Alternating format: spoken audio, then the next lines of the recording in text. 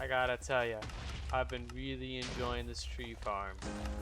Hello everybody, welcome back to another episode of Rad World, where in last episode we built this tree farm.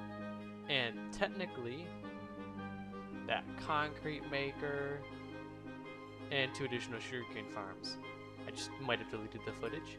That's what I was saying, this thing works great. It's so convenient, so easy to use, it does everything for you.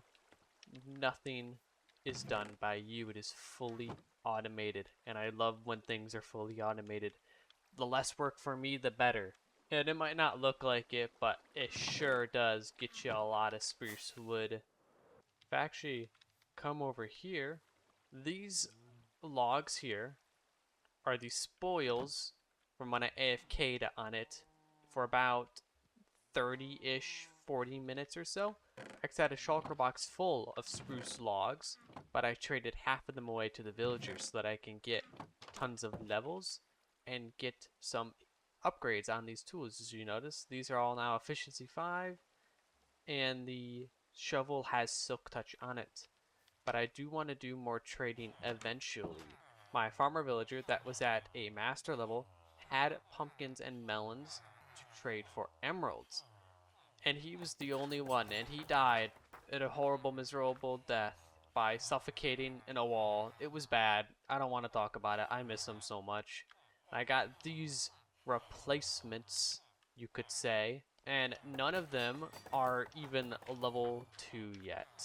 I don't know if they're even gonna sell me emeralds from melons and pumpkins, but who knows? On the topic of melons and pumpkins, of course, I have planned that I actually build a melon and pumpkin farm. Well, technically 2 melon and pumpkin farms, just the same farm stacked on top of each other. I want a lot of melon and pumpkins.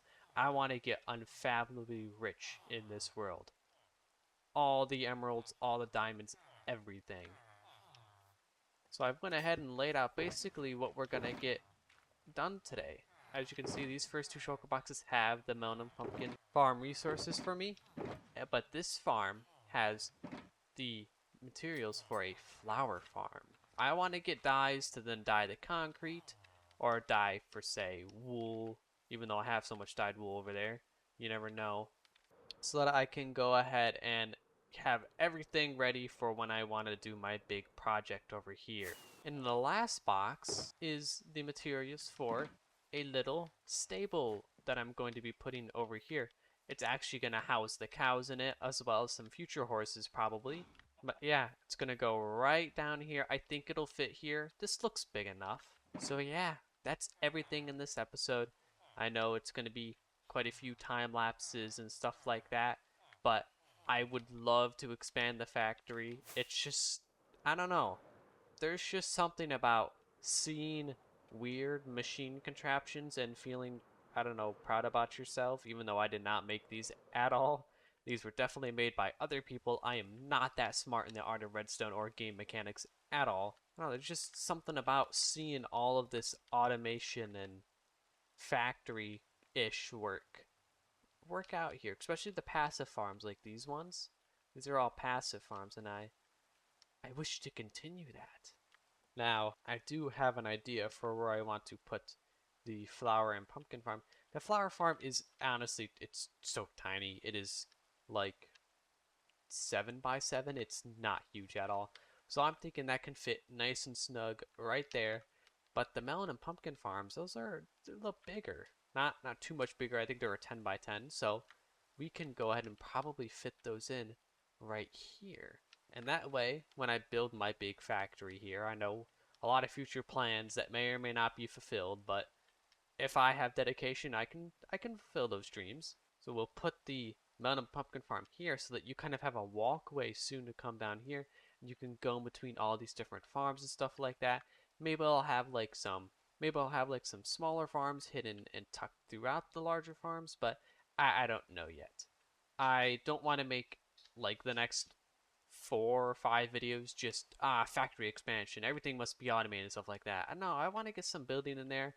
I want to soon lay out all of the plans and all of the wool for this project here in the next few episodes. So But of course I have to deal with all of this down here before I can do that. With all of that being said, I say we go ahead and start our first time lapse with the melon and pumpkin farms. Now, they're not built to be built on top of each other. There's no fancy feeding mechanism. No, I'm just gonna have the chest float there as the minecart comes by and drops stuff off. I'm gonna have to wing it basically to make sure that everything works and nothing breaks. I think I will be fine, but I'm not sure, and I'm not too confident in myself. I tend to screw things up, so. But anyways, on to this time lapse.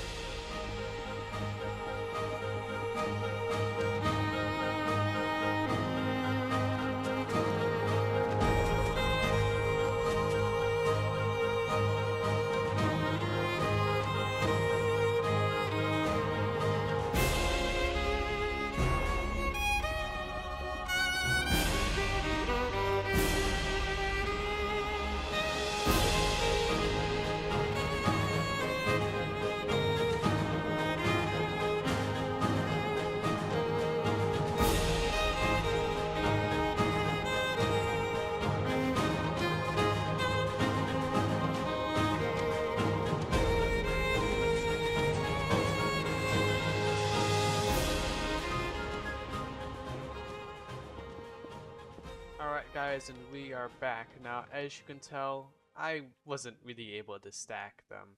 I'm not 100% sure how I would actually do that because of how the farm is built. There is this layer of dirt here, and then you got the minecarts down here. Now, I could, technically, I believe, put it up here. I would have to put all the minecarts on here, and then I would have to mine these 2 blocks and then put the chest here.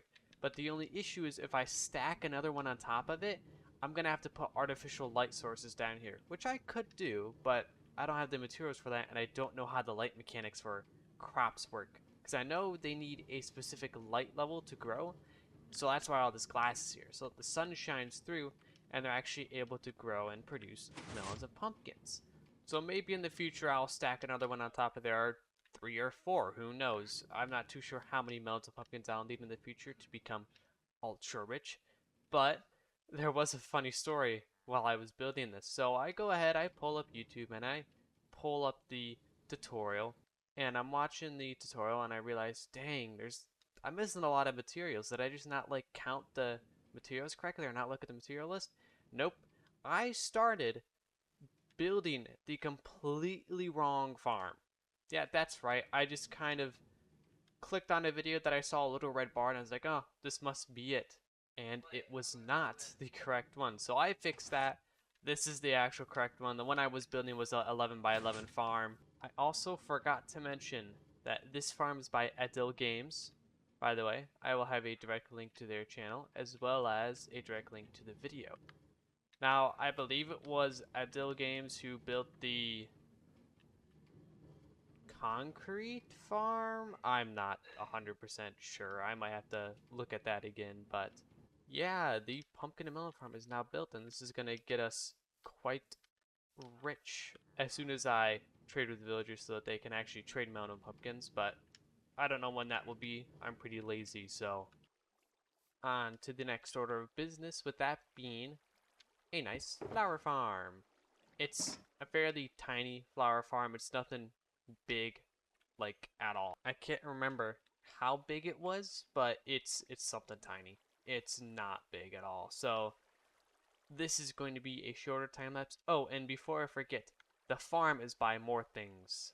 I think he built the sugarcane farm, but I'm not sure, of course. I have a terrible memory. So I will leave a direct link to their channel in the description below, as well as a direct link to the farm that I will be using. So with that all being said, I'll see you guys after this time lapse.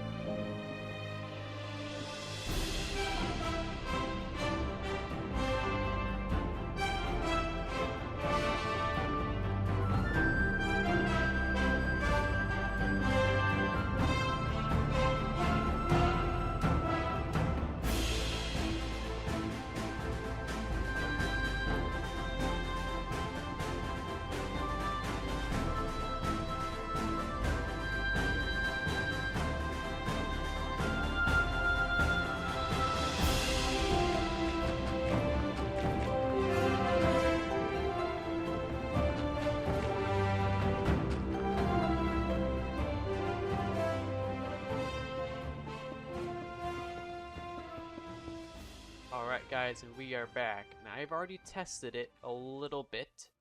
This is what we kind of got from it. So we had daisies or dandelions. I don't know what they are. In all my years of playing Minecraft, I don't know what the yellow flower is, but basically from what I've tested, we can get yellow, blue, red, and light gray dye. Now that's pretty good, I would say, especially for the light gray stuff, because I do need light gray dye to make the light gray concrete. The only thing is, you know, I need black and gray concrete along with that, but I don't think you can get those naturally from flowers, so it wouldn't really matter. I think I get those from squids, the black ink, and then I don't know where I get gray from. It might just be black and white dye combined, which white dye is incredibly easy to get, and the black dye is just from the ink sac, so maybe it's not too bad after all. Now I'm going to need to do a lot of terraforming as this ravine is conveniently in the way. I'm going to have to push this mountain back, probably get rid of all the grass blocks down here and cover this all up, because the stable isn't very small. This is actually what it looks like right here. This is the look of the stable. It is going to go around here-ish, as I've already said, which means putting all this dirt down, basically. And then I'm going to have to build a pathway that comes down from here and leads up to the front of the stable. So I fiddled a lot with this thing. I had a hard time getting it to work. I don't know why. It's just like not a full-on house, so there was really not much to put for wall details. So yeah, I just had a hard time with that, but now with the explanation out of the way, we can go ahead and get onto this build. I'll see you guys after this time lapse.